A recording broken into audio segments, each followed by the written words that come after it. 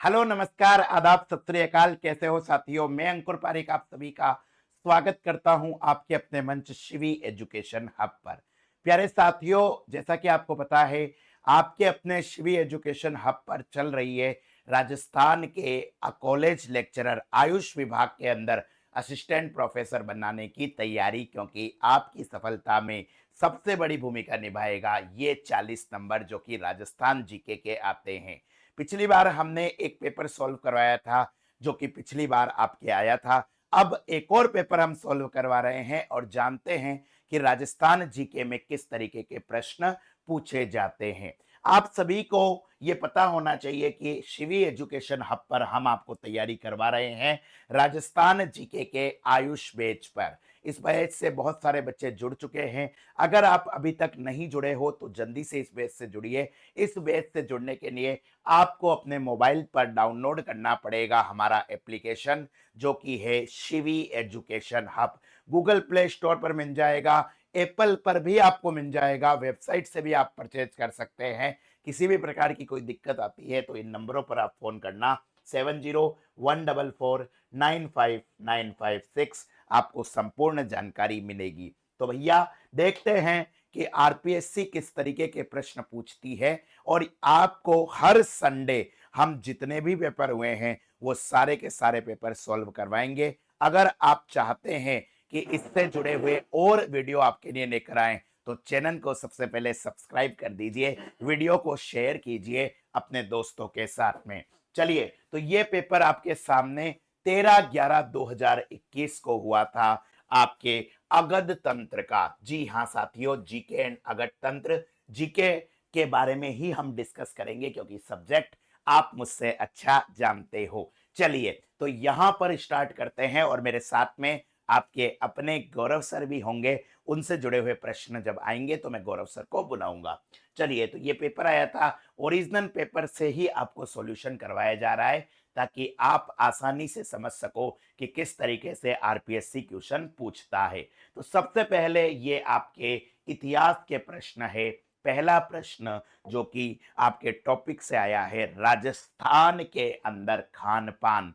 Question है, according to ख्यात Bikaner राठौड़ारी, which of the following was the most common dish prepared on the occasion of marriage? ख्यात बीकानेर राठौड़ारी, ये एक किताब है। इस किताब के अनुसार सर्व निम्न में से कौन सा सर्व सामान्य व्यंजन विवाह के अवसर पर बनाया जाता था? राजस्थान में जब भी शादी होती थी, शादी के अंदर इनमें से कौन सा व्यंजन बनाया जाता था? चार ऑप्शन है, घाट, राब, सोगरा, लापसी। बहुत ही प्यारा टॉपिक है और ये टॉपिक मैं आपको करवाऊंगा जल्दी ही आपके अपने एप्लीकेशन पर। इसका आंसर क्या है? लापसी। राजस्थान के अंदर शादियों में जो सबसे फेमस का चीजें बनती है वो है लापसी। अब तो खैर लोग मॉडर्न हो रहे हैं, अब तो पता नहीं क्या क्या चीजें आती है बफर स्टॉक में, लेकिन जो लापसी है उसका महत्व सर्वविदित है। यहां पर आपको याद रखना है, लापसी के अलावा खिचड़ी भी सर्व सामान्य तरीके से राजस्थान के अंदर बनती है। खिचड़ी के बारे में एक चीज मैं आपको बता देता हूं कि ये जो खिचड़ी है, राजस्थान के अंदर जो खिचड़ी बनती है, ये बनड़ी के विवाह के समय बारात को जो भोजन कराया जाता है उसके अंदर यूज होती है। बनड़ी मतलब दुल्हन। इसके अलावा एक और आपको याद रखना है, राजस्थान के अंदर खिचड़ा भी बनता है। खिचड़ा भी बनता है शादियों में। खिचड़ा मतलब घी का प्रयोग करते हुए लापसी का जो अगला रूप है जिसके अंदर चावल भी मिलाए जाते हैं उन्हें कहते हैं खिचड़ा। राजस्थान की शादियों में दूल्हे को बहुत सारा घी खिलाया जाता है क्योंकि घी का मतलब होता है संपन्नता। ठीक है, और इसके अलावा घूगरी भी बनती है। इन सब के बारे में डिस्कस करेंगे, आपको बहुत शानदार तरीके से पूरा चार्ट में बताऊंगा और याद भी करवाऊंगा। तो पहला क्वेश्चन हमारा हो चुका है। दूसरा प्रश्न आपके सामने है, to which state is Sadashiv Bhatt book on culinary service Rai Vinod related? Sadashiv Bhatt का पाक शास्त्र पर लिखित ग्रंथ राय विनोद किस राज्य से संबंधित है। ठीक है, दो आपके सामने जानकारी आ गई है। इस प्रश्न से भी प्रश्न बन सकता है। सदाशिव भट्ट, सदाशिव भट्ट भैया ने एक ग्रंथ लिखा था जिसका नाम है राय विनोद, और ये राय विनोद पाक शास्त्र पर लिखा हुआ, यानी कि भोजन बनाने की विधियां है। ये मान लो कि ये जो भाई साहब थे ये उस समय के संजीव कपूर थे। इनके द्वारा किस राज्य के जो खाने पीने की चीजें हैं उससे रिलेटेड जानकारी दे रखी है। तो 16वीं शताब्दी के कौन से राज्य, जल्दी से बताइए। बीकानेर राज्य का वर्णन है। ठीक है, बीकानेर राज्य का वर्णन है। तो इस तरीके से शुरुआती दो प्रश्न मैंने आपको करवाए हैं। अब प्रश्न लेकर आ रहे हैं आपके अपने गौरव सर, जल्दी से आइए सर।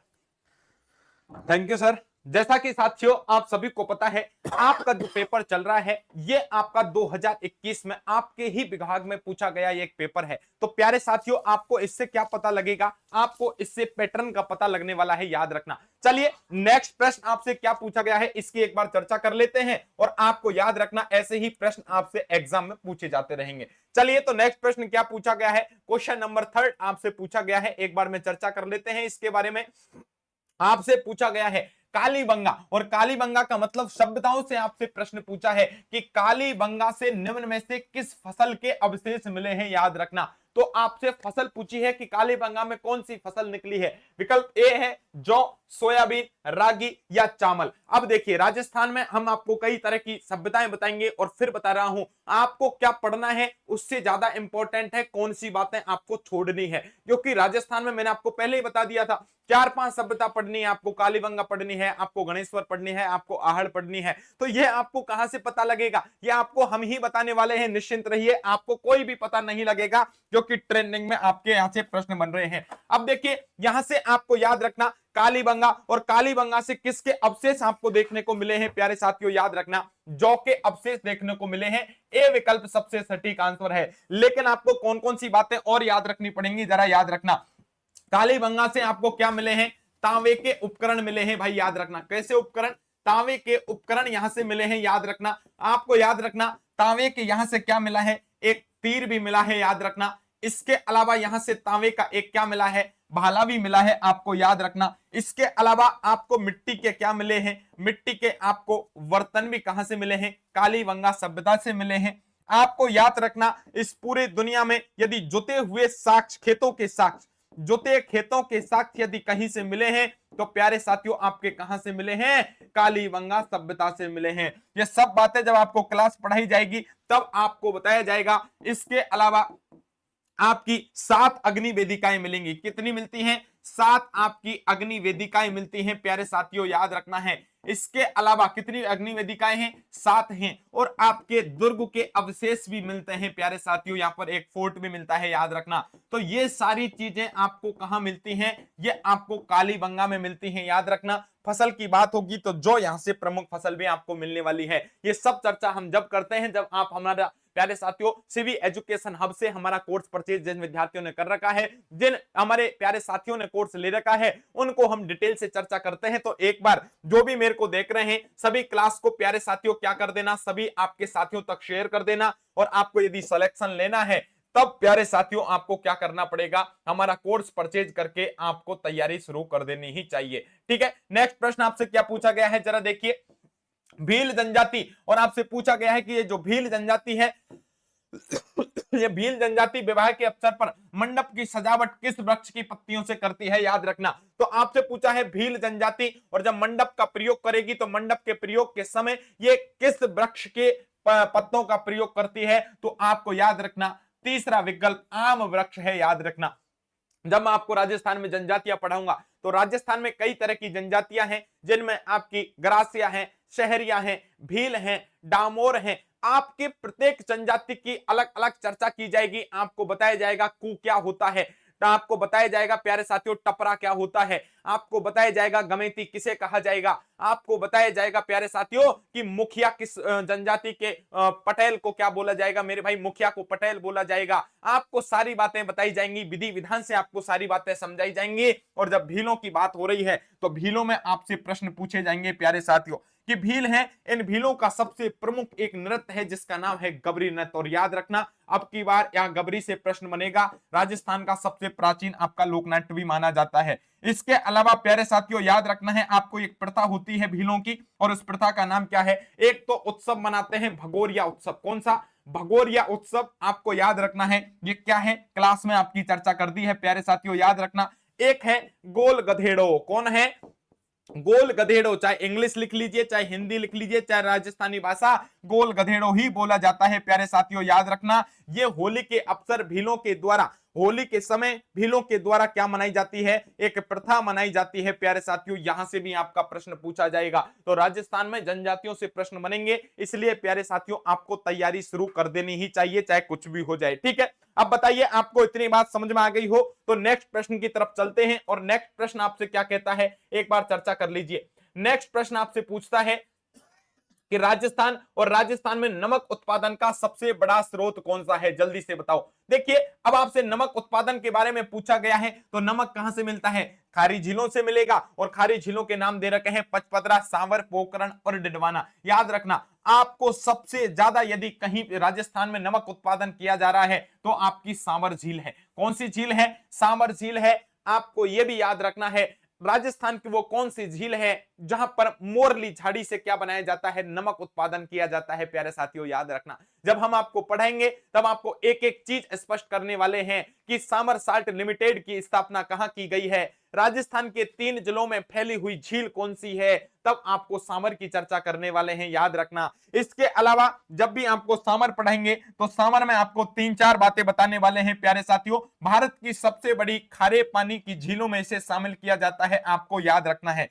ठीक है, तो आपको खारे पानी की झीलों में इसे क्या किया जाएगा? शामिल किया जाएगा, आपको याद रखना है। चलिए नेक्स्ट प्रश्न की मैं चर्चा कर लेता हूं, और नेक्स्ट प्रश्न आपके सामने है। चलिए नेक्स्ट प्रश्न आप सभी के सामने है, नेक्स्ट प्रश्न की मैं चर्चा कर देता हूं, और प्रश्न आपके सामने आ चुका है प्यारे साथियों। 6 प्रश्न है। चलिए, और ये 6 प्रश्न आपसे क्या कहता है, एक बार इसकी हम चर्चा कर लेते हैं कि प्रागैतिहासिक काल में प्रचुर ताम्र भंडार कहां पाया गया? कि प्रागैतिहासिक काल प्रचुर ताम्र भंडार कहां पाया जाता है प्यारे साथियों, याद रखना। इसका मतलब ये प्रागैतिहासिक काल है। काल जब आपको पढ़ाई जाएगा तब आपसे यह पूछा गया है कि किस सभ्यता में तांबे के भंडार आपको देखने को मिलते हैं। Option A Kalibanga, option B Jodhpura, option C Ganeshwar सभ्यता, या ऑप्शन 4 आपका है रेड सभ्यता। तो प्यारे साथियों आपको याद रखना तांबे का भंडार, और तांबे का भंडार ही मतलब क्या होता है प्यारे साथियों? आपकी गणेश्वर सभ्यता, याद रखना। इसलिए कहीं भी आपको सभ्यताओं में तांबे दिखे तो समझ लेना आपको क्या करना है, गणेश जी को चुनना है, क्योंकि गणेश जी की मूर्ति किसकी है? तांबे की है। अब आपको ये ट्रिक हम कब बताएंगे? जब आप सिवी एजुकेशन हब एप्लीकेशन से आप कोर्स परचेज करोगे तो आपको सारी बातें ट्रिक के माध्यम से समझाई जाती हैं। और याद रखना जो भी साथी कोर्स ले रखा है उनको एक एक बात यहां से समझ में आ जाएंगी, निश्चिंत रहिए। आपको गणेश्वर सभ्यता से और क्या क्या मिला है? आपको उपकरण मिले हैं तांबे के, आपको इसके अलावा यहां से तांबे के हथियार भी मिले हैं, और हथियार के बाद प्यारे साथियों आपको याद रखना है, इसके अलावा आपको याद रखना है यहां से बाण मिले हैं। बाण के अलावा यहां से आपके भाले भी मिले हैं। भाले के अलावा यहां पर आपको एक कुल्हाड़ी भी मिलती है। कुल्हाड़ी के अलावा यहां पर आपको एक मछली भी मिलती है प्यारे साथियों, याद रखना। और मछली के साथ प्यारे साथियों आपको 2-3 बातें और याद रखनी है कि सीकर जिले में प्यारे साथियों यहां पर जो तांबे के भंडार मिले हैं उनमें 99% आपका शुद्ध तांबा भी मिला है, याद रखना। कौन सी सभ्यता? गणेश्वर सभ्यता, आपको याद रखना है। समझ में आ गई क्या? अब नेक्स्ट प्रश्न आपके चहेते अंकुर सर का है। एक बार सर को बुलाना चाहूंगा, सर जी आ जाइए और नेक्स्ट प्रश्न का सॉल्यूशन करवा दीजिए।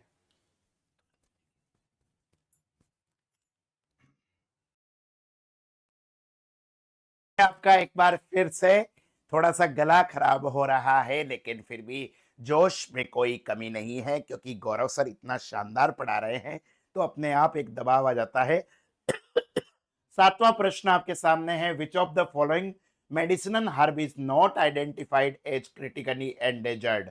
निम्न में से किस औषधीय पादप की पहचान गंभीर रूप से संकटापन्न के रूप में नहीं की गई है? देखिए आरपीएससी सबसे ज्यादा कहां फंसाती है? इस तरीके के प्रश्नों में फंसाती है जहां वो नहीं से जुड़े हुए प्रश्न पूछती है। अगर आपने नहीं को नहीं पढ़ा तो आपका जो प्रश्न सही होना चाहिए था वो नहीं होगा। यहाँ पर 4 चीजें हैं कि सफेद मूसनी, गोखरू, गुग्गुल और चिरमी। क्या पूछा है? गंभीर रूप से संकटापन्न के रूप में कौन सी प्रचलित नहीं है?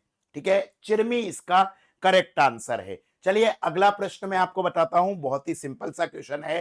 ठीक है, निम्न में से किस जड़ी बूटी का उपयोग टॉनिक के रूप में नहीं किया जाता है? Which of the following herb is not used as tonic? ठीक है, 4 ऑप्शन है, ब्राह्मी, शंखफूली, सफेद मुसनी, सदाबहार। ठीक है, एक बार फिर कौन सा प्रश्न है जिसके अंदर नोट पूछा गया है?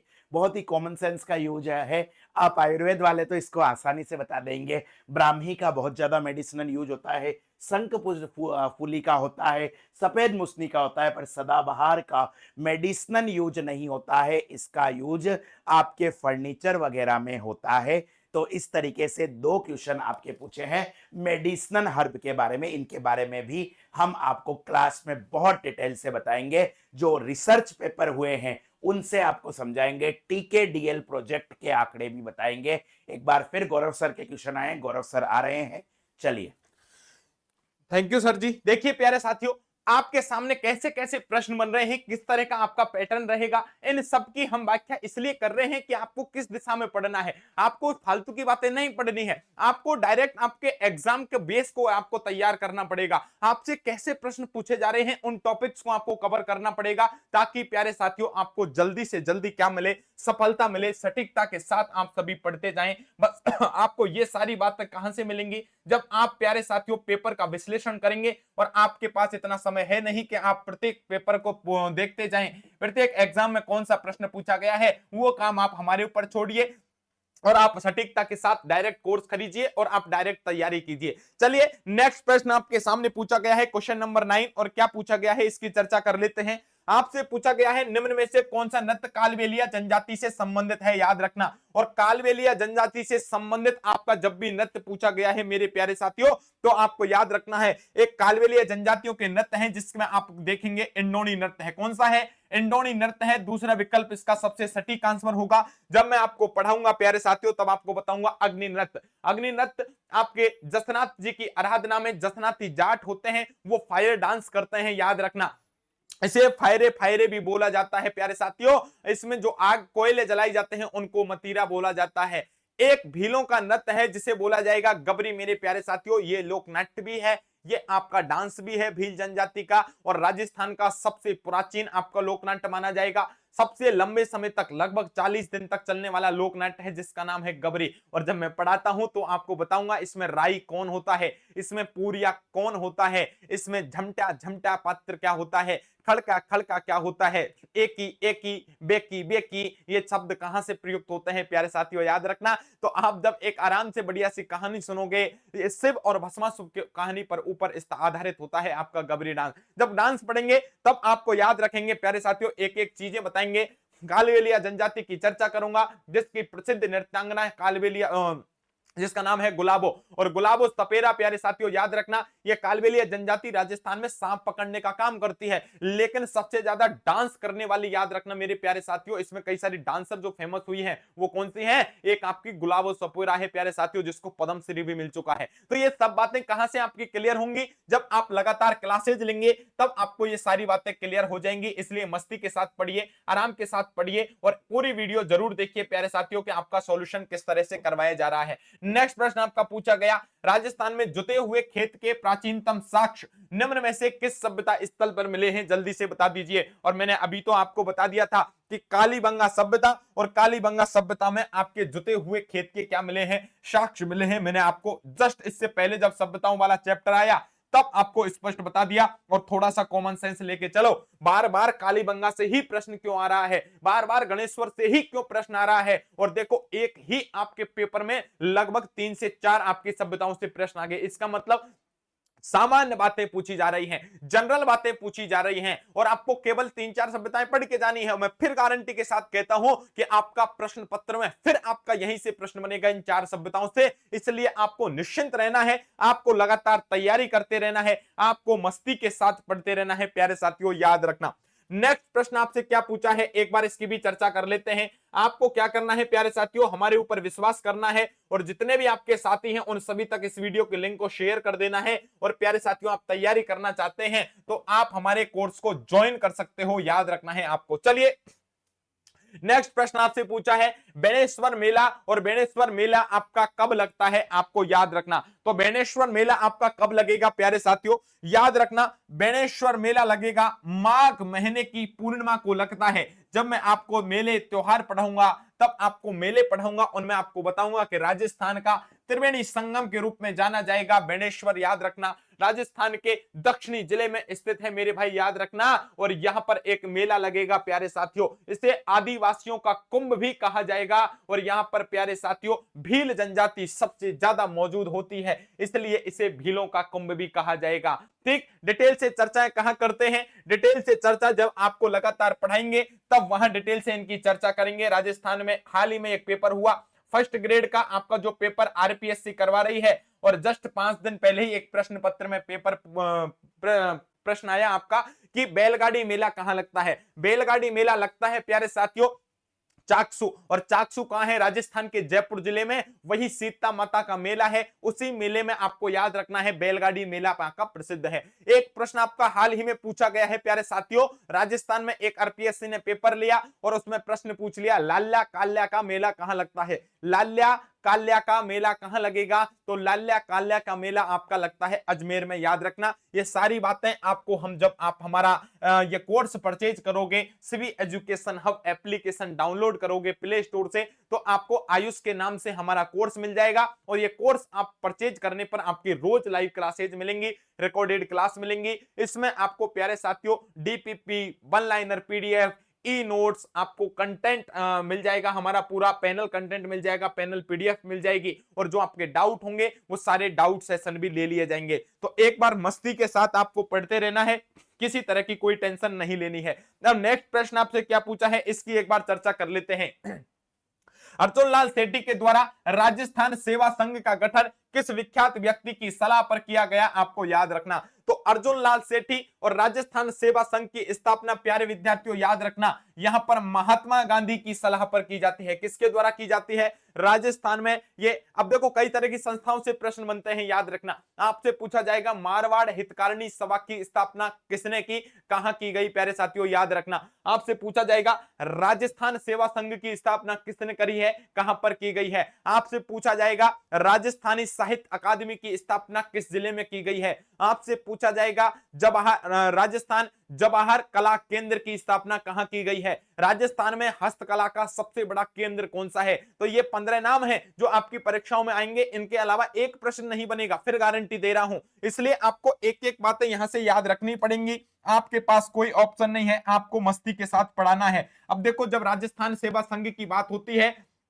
तब मैं आपको बताऊंगा कि जो इसकी स्थापना है, राजस्थान सेवा संघ की जो स्थापना है, ये वर्धा महाराष्ट्र में। कहां है वर्धा, वर्धा है आपका महाराष्ट्र में मेरे प्यारे साथियों, याद रखना। इसकी स्थापना की गई किसके द्वारा, यहां पर आपके अर्जुन लाल सेठी थे। कौन थे, एक तो थे आपके अर्जुन लाल सेठी। अर्जुन लाल सेठी के साथ में आपको याद रखना है केसरी सिंह बारहट। कौन थे, केसरी सिंह बारहट थे। और साथ में आपको याद रखना विजय सिंह पथिक थे मेरे भाई, आपको याद रखना है। समझ में आ गई क्या, विजय सिंह पथिक। इन तीनों ने प्यारे साथियों याद रखना, तीनों ने मिलकर के इसकी क्या कर दी थी, स्थापना कर दी थी, आपको याद रखना है। और इसका प्यारे साथियों 1919 में कांग्रेस में क्या होता है, सॉरी, इनका अधिवेशन किया जाता है। ये सब बातें हम डिटेल से पढ़ते हैं। और ये मोटिवेट कहां से हुए थे अर्जुन लाल सेठी, ये हुए थे आपके महात्मा गांधी से मोटिवेट। किससे हुए, महात्मा गांधी की सलाह मानी। और प्यारे साथियों यहीं से आपका प्रश्न पूछा गया। चलिए आपसे नेक्स्ट प्रश्न पूछा गया है, क्वेश्चन नंबर 13, और ये पूछा गया है कि अनर्मल विवाह और बाल विवाह निषेध अधिनियम सर्वप्रथम किस रियासत ने बनाया। इसका मतलब आपसे पूछा गया है कि बाल विवाह को रोकने के लिए सबसे पहले जो कानून बनाए गए हैं राजस्थान में किस रियासत के द्वारा बनाए गए हैं, आपसे यह पूछा गया है। ऐसे प्रश्न जब भी आपसे पूछे जाएं तब आपको याद रखना मैं आपको कई सारे की चीजें बताऊंगा अभी थोड़ी देर में। जैसे बाल विवाह की बात हो रही है तो राजस्थान में बाल विवाह पर सबसे पहले यदि कोई निषेध करने के लिए, उसे रोकने के लिए कानून बनाती है तो रियासत का नाम है अलवर रियासत। प्यारे साथियों याद रखना। अब आपको 3-4 बातें मैं आपको बता देता हूं। देखिए सबसे पहले तो आपको याद रखना है प्यारे साथियों, राजस्थान में कुछ प्रथाएं हैं और प्रथाओं पर रोक लगाने के लिए देखिए जैसे सती प्रथा की बात हो, राजस्थान में आपसे पूछ ले कि सती प्रथा पर सर्वप्रथम रोक लगाने वाली आपकी रियासत कौन सी है, तब आपको बताना पड़ेगा बूंदी रियासत है। कौन सी है? बूंदी रियासत है, जो कि 1822 यानी 1822 ईस्वी में क्या करती है प्यारे साथियों, रोक लगा देती है। आपसे पूछा जाए कन्यावध पर, तो कन्यावध पर रोक लगाने वाली आपकी रियासत है, वो रियासत आपकी हो जाएगी कोटा। और कोटा ने कब स्थापना लगाई प्यारे साथियों, ये रोक कब लगाई? 1833 में, आपको याद रखना। इसके अलावा मैं आपको बता देने वाला हूं प्यारे साथियों, एक राजस्थान में प्रथा है जिसका नाम है डाकन प्रथा। कौन सी है? डाकन प्रथा। और इस डाकन प्रथा पर जो रोक लगाने वाली राजस्थान की रियासत है वो है आपकी उदयपुर। और उदयपुर के द्वारा 1853 में डाकन प्रथा पर क्या लगाई गई? रोक लगाई गई। जब क्लास होती है तब आपको बताया जाएगा कि ऐसी कोई महिला जिसको क्या मान दिया जाएगा? पागल महिला घोषित कर दिया जाएगा, समाज से बहिष्कृत कर दिया जाएगा, और उसके ऊपर जब अत्याचार किया जाएगा, डकैत, उसे डाकन घोषित करके उसको मार दिया जाएगा। इस प्रथा को बोला जाता है डाकन प्रथा। और उदयपुर में 1853 में सबसे पहले इस पर क्या लगाई गई? रोक लगाई गई। एक लंबी लिस्ट है प्यारे साथियों जो आपको क्लास में लिखवाई जाएगी, यहां संभव नहीं है क्योंकि क्या चल रहा है? Paper solution. तो प्यारे साथियों, जो भी मेरे प्यारे साथी मुझे देख रहे हैं, आप एक काम कीजिए, यदि आपको अब की बार सिलेक्शन लेना है तो मेहनत करनी पड़ेगी, आपके पास कोई ऑप्शन नहीं है। और हमारी लगातार क्लासेस चल रही है, इसलिए आप क्या करें, आपको केवल और केवल एक काम करना है, सारी टेंशन हमें दे दो। आप तो डायरेक्ट क्या करो भाई, तैयारी करो, मस्ती के साथ पढ़ो। बस एक छोटा सा काम करना है, कोर्स परचेज कर लीजिए और क्लास लेना शुरू कर दो। नोट्स बनाने की भी जरूरत नहीं है, आपको हम नोट्स भी प्रोवाइड करवा देंगे। डायरेक्ट खोलो और आप डायरेक्ट पढ़ो, क्योंकि आप लगभग सभी काफी एज आपकी हो चुकी है, खुद आप जॉब में होंगे, तो ऐसी स्थिति में आपके पास विकल्प एक ही है कि डायरेक्ट पढ़ो, तैयारी करो। नेक्स्ट प्रश्न आपसे पूछा गया, दूधवा खारा किसान आंदोलन किस राज्य से संबंधित था? तो दूधवा खारा किसान आंदोलन जैसलमेर से संबंधित है, या बीकानेर से संबंधित है, या जोधपुर से संबंधित है, या जयपुर से संबंधित है? राजस्थान में मैं किसान आंदोलन पढ़ाऊंगा, तो किसान आंदोलन में फिर बता रहा हूं आपका प्रश्न आएगा, अब की बार बिजौलिया किसान आंदोलन से प्रश्न आएगा। बिजौलिया किसान आंदोलन न केवल राजस्थान का अपितु पूरे भारत का सबसे लंबे समय तक चलने वाला कोई किसान आंदोलन है, तो बिजौलिया किसान आंदोलन है। 3 चरणों में चलता है प्यारे साथियों ये किसान आंदोलन। तीनों चरणों का नेतृत्व किसने किया, ये प्रश्न आपके पूछे जाएंगे। इसके अलावा बेंगू किसान आंदोलन आपका पूछा जाएगा। ये आपको किसान आंदोलनों से प्रश्न पूछे गए हैं और उनकी जो प्रमुख घटनाएं हैं, उन घटनाओं से आपका क्या बना है, प्रश्न बना है प्यारे साथियों, आपको याद रखना है। अब यहां पर इस प्रश्न का आंसर क्या पूछा गया है कि ये किस राज्य से संबंधित है? दूधवा खारा प्यारे साथियों बीकानेर से संबंधित है। कहां से संबंधित है? बीकानेर से संबंधित है, आपको याद रखना है। इसलिए सटीकता के साथ जो इसका उत्तर होगा वो आपका बीकानेर हो जाएगा, याद रखना। इसके अलावा 2-4 बातें हैं जो आपको याद रखनी ही पड़ेंगी। आपको किसी तरह की कोई टेंशन नहीं लेनी है, से एक काम करना है बस। और एक काम कौन सा है? वो एक काम है कि आप सिवी एजुकेशन हब, हमारा एक क्या है प्यारे साथियों, जिस नाम से यूट्यूब चैनल है उसी नाम से प्ले स्टोर पर एप्लीकेशन डाउनलोड कर लीजिए और आप हमारा कोर्स परचेज करके तैयारी करना शुरू कर दीजिए। चलिए नेक्स्ट प्रश्न की तरफ चलते हैं प्यारे साथियों। नेक्स्ट प्रश्न आपसे क्या पूछता है, नेक्स्ट प्रश्न में क्या पूछा गया है, इसकी एक बार चर्चा कर लेते हैं कि जो अलवर राज्य है, ये अलवर राज्य प्रजामंडल का गठन किस वर्ष हुआ है, आपसे ये पूछा गया है। देखिए आपसे प्रजामंडलों की चर्चा की जाएगी, आपसे पूछा जाएगा ये प्रजामंडल हैं, ये कब गठित किए गए हैं। और मैं तो आपको केवल ये बताऊंगा कि प्रजामंडलों को याद करना आपको एक ट्रिक से याद रखना पड़ेगा। एक ट्रिक से आपको डेट याद करवा दूंगा, एक ट्रिक से किस किसने स्थापना करी, और फिर आपका प्रश्न बनेगा वो यही से बनने वाला है, याद रखना। 1938 में आपकी प्रजामंडलों की स्थापना की गई है।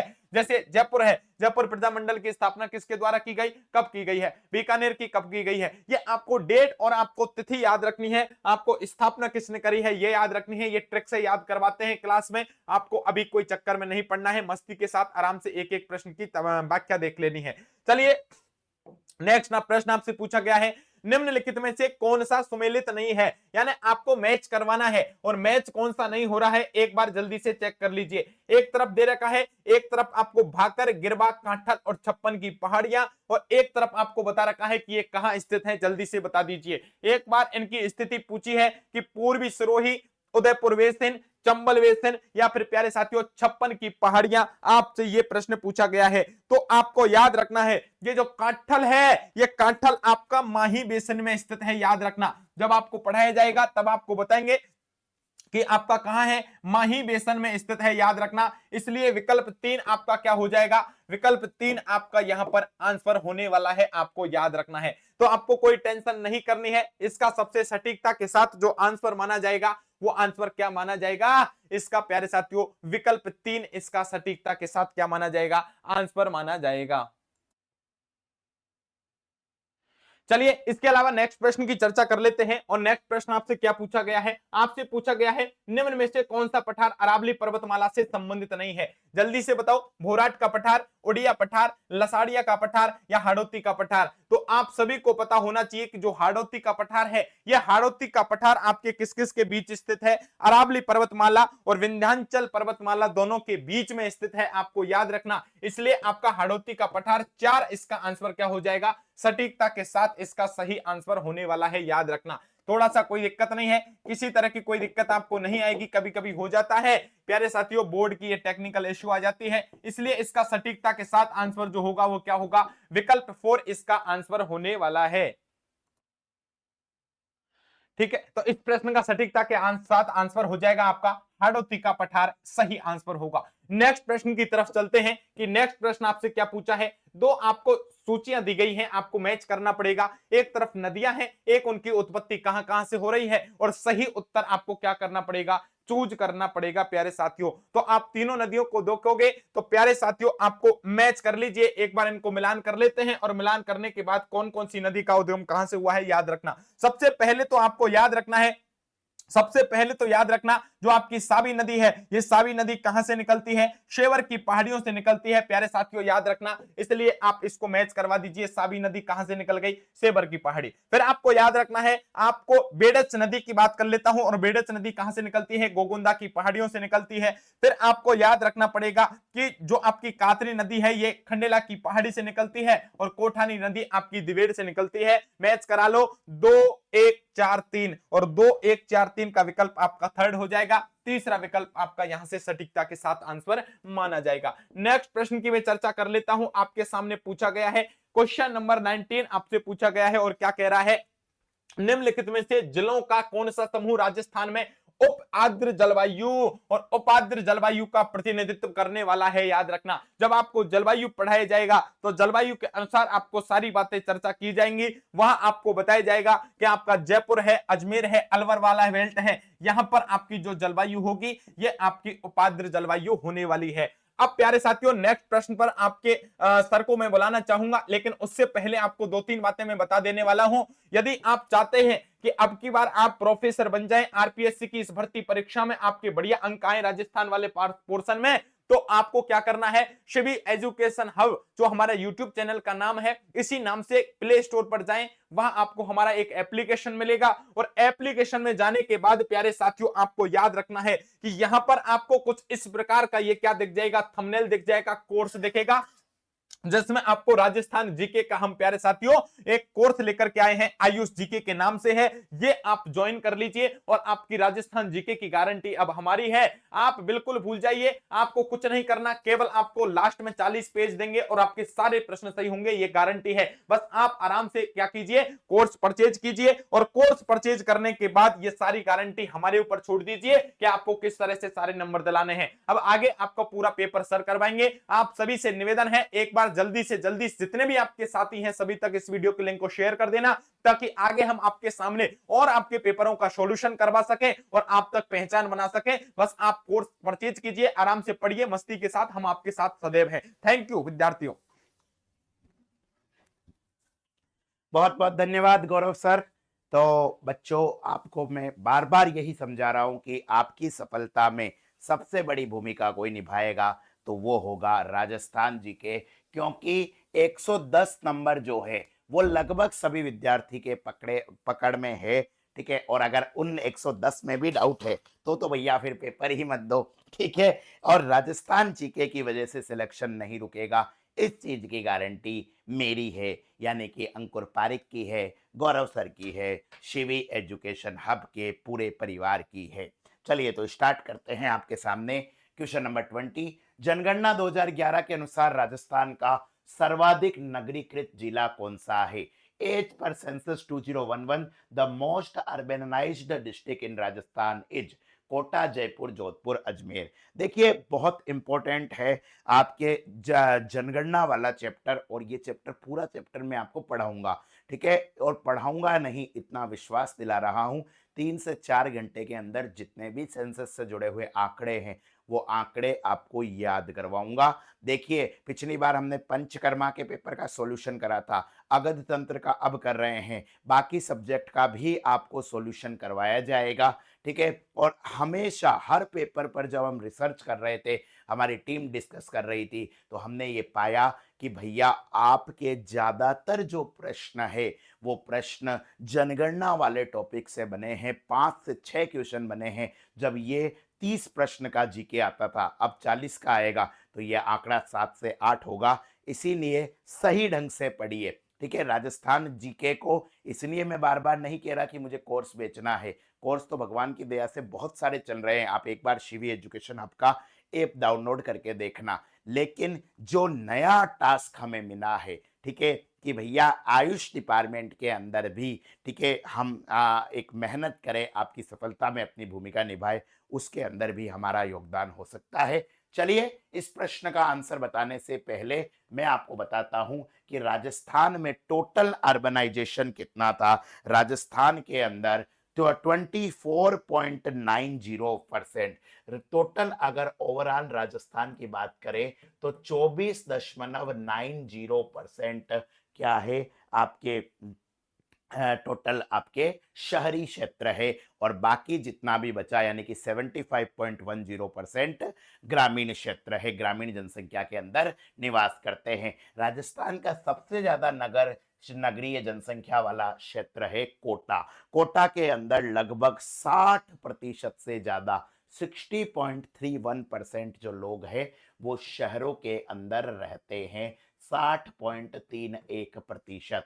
जबकि आपसे पूछे राजस्थान के सबसे ज्यादा गांवों में रहने वाले लोग कहाँ रहते हैं, या राजस्थान का वो जिला कौन सा है जो सबसे कम अर्बनाइज्ड है या सबसे ज्यादा शहरी है, उस जिले का नाम है डूंगरपुर। सबसे कम कहां पर है? डूंगरपुर। डूंगरपुर के अंदर सिर्फ और सिर्फ 6.90% लोग ही शहर के अंदर रहते हैं। ठीक है, तो पूरी की पूरी जानकारी आपको मिल रही है। ठीक है, आज थोड़ी सी आवाज मेरी खराब लग रही होगी। ठीक है, थोड़ा सा मौसम ने चेंज दिया है, तो आप आयुष चिकित्सक जब ये वीडियो देख रहे हैं तो भैया यार मेरा भी इलाज बता देना, है ना। सुबह से शाम तक क्लासेज होती है, 12-13 घंटे पढ़ाना पड़ता है, तो गले की पूरी 12 बजी हुई है। अब आप चिकित्सकों को हम यूट्यूब पर वीडियो पढ़ा रहे हैं, तो कम से कम आप इस अपने टीचर का इलाज जरूर कर दीजिएगा। चलिए अगला क्वेश्चन आपके सामने है। As per census 2011 the child sex ratio in rural area in Rajasthan was. जनसंख्या 2011 के अनुसार राजस्थान में ग्रामीण क्षेत्र में बाल लिंगानुपात 0 से 6 वर्ष तक का कितना था। देखिए पिछली सेशन के अंदर भी जो पंचकर्मा का पेपर आपको सॉल्यूशन करवाया जा रहा था, वहां भी मैंने आपको चाइल्ड सेक्स रेशो के बारे में, बाल लिंगानुपात के बारे में बताया था कि 0 से 6 वर्ष तक के टोटल जनसंख्या में 1000 लड़कों पर लड़कियों की जो संख्या होती है वो कहलाती है बाल लिंगानुपात, चाइल्ड सेक्स रेशो। ठीक है, याद रखना जो चाइल्ड सेक्स रेशो पूरे राजस्थान का है वो राजस्थान का कितना था 2011 के अंदर? 888। राजस्थान का था 888।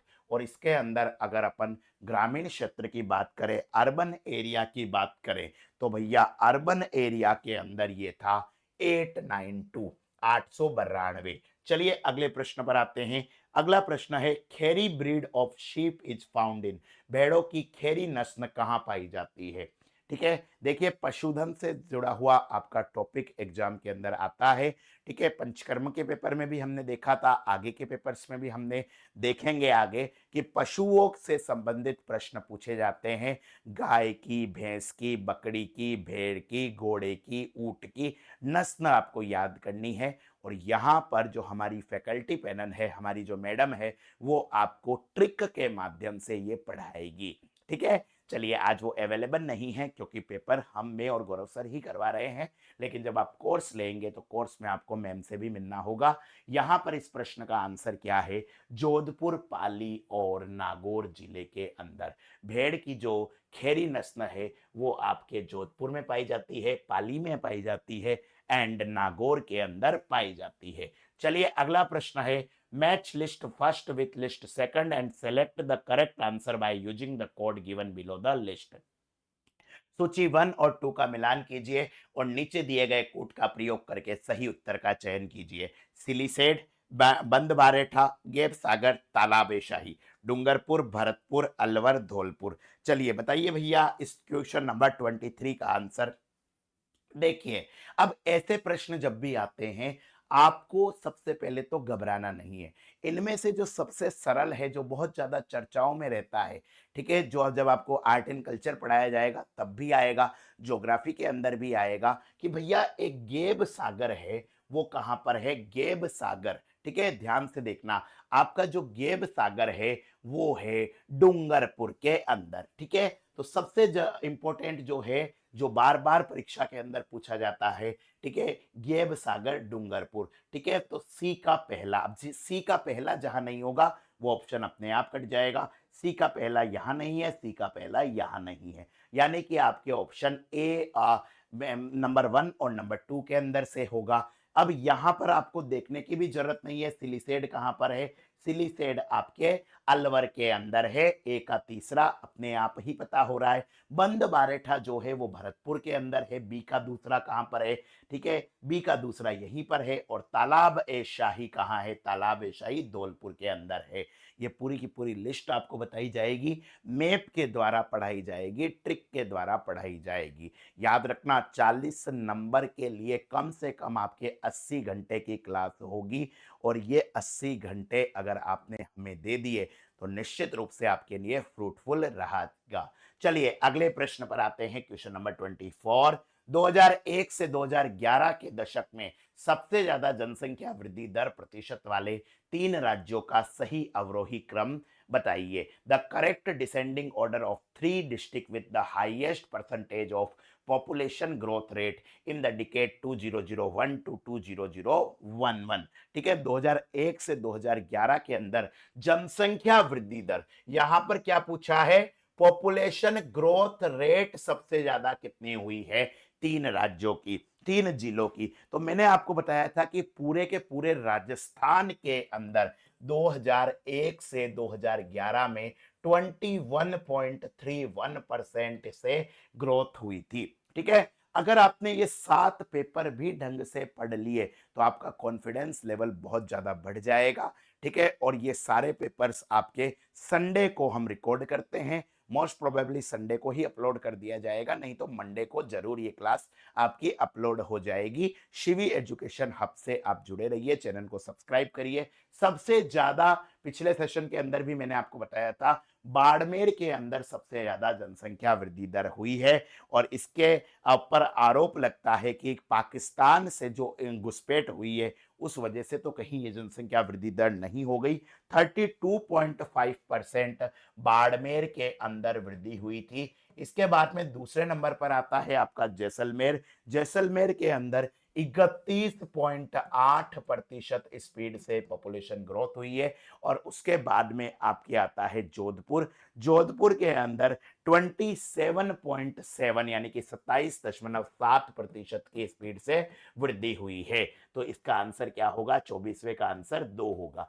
चलिए, जब हाईएस्ट पॉपुलेशन ग्रोथ रेट पूछनी है तो हो सकता है आने वाले पेपर के अंदर लोवेस्ट पॉपुलेशन ग्रोथ रेट पूछ ले, तो सबसे कम जहां पर है उस जगह का नाम है श्री गंगानगर। ठीक है, ध्यान से देखना, हाईएस्ट हमने पूछ ली तो लोवेस्ट भी पूछते हैं। लोवेस्ट में सबसे नंबर नाम आता है श्री गंगानगर का। श्री गंगानगर के अंदर जो पॉपुलेशन 2001 के कंपैरिजन में 2011 में बढ़ी है वो सिर्फ और सिर्फ 10% बढ़ी है। यहाँ पर देखिए 32.5% बढ़ी थी। ठीक है, उसके बाद में दूसरे नंबर पर आता है आपका झुंझुनू। ठीक है, झुंझुनू के अंदर 11.7% की स्पीड से पॉपुलेशन बढ़ी है। एंड जो थर्ड वन है उसका नाम है पाली। पाली के अंदर कितना बड़ा है 11.9%। तो ये आपको याद रखना है। ठीक है, बस कुछ क्वेश्चंस और हैं। अगला क्वेश्चन नंबर 25 है जो ध्यान से देखिए। 25वां प्रश्न है आपके पशु गणना 2009 के अनुसार राजस्थान में पशुओं की संख्या कितनी थी। As per livestock census 2019 the total population of livestock in Rajasthan is.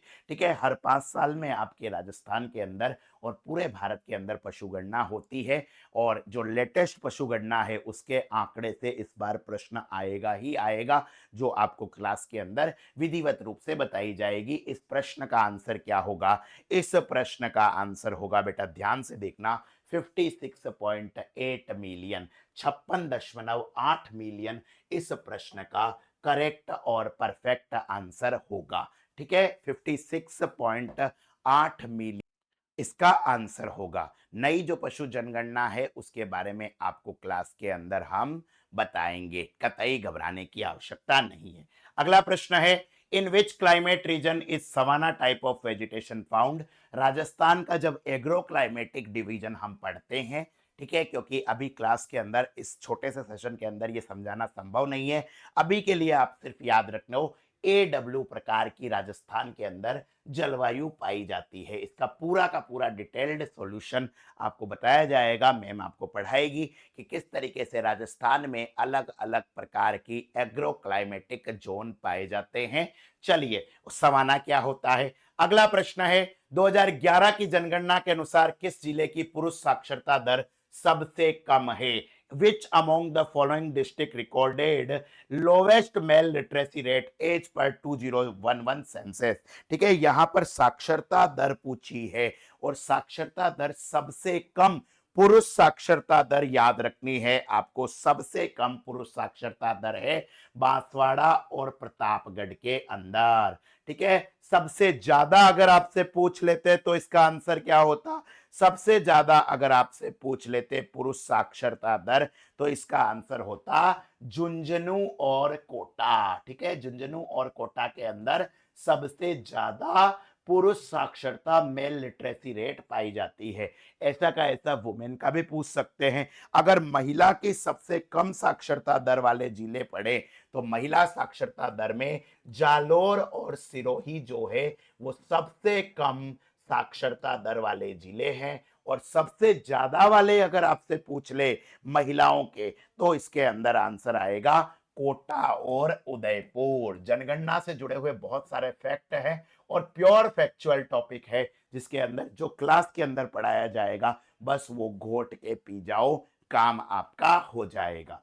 चलिए क्वेश्चन नंबर 28 पर आते हैं। राजस्थान के पश्चिमी मरुस्थल में सबसे प्रमुख बालू के स्तूप कौन से पाए जाते हैं। Most dominate sand dune in the western desert in Rajasthan in. तो भैया इसका आंसर होगा पैराबोलिक। ठीक है, राजस्थान के जैसलमेर बाड़मेर क्षेत्र के अंदर सैंड ड्यून्स पाए जाते हैं। इनकी उत्पत्ति कैसे होती है, इनका विस्तार कहाँ है, राजस्थान के सैंड ड्यून से क्या समस्या हो रही है, गवर्नमेंट के क्या क्या उपाय हैं, ठीक है, क्या होता है पैराबोलिक बरखान क्या होता है, इन सब के बारे में आपको क्लास के अंदर बताया जाएगा। क्वेश्चन नंबर 29 है red loam soils are found in. लाल लोमी मृदा कहां पाई जाती है। तो ये भी फैक्चुअल क्वेश्चन है, इसका आंसर होगा डूंगरपुर और उदयपुर जिले के बीच में। ठीक है, in between Dungarpur and Udaipur district. ठीक है, राजस्थान का जो सॉइल डिवीजन है वो हम आपको पढ़ाएंगे, कतई चिंता की आवश्यकता नहीं है। अगला और आखिरी क्वेश्चन है क्वेश्चन नंबर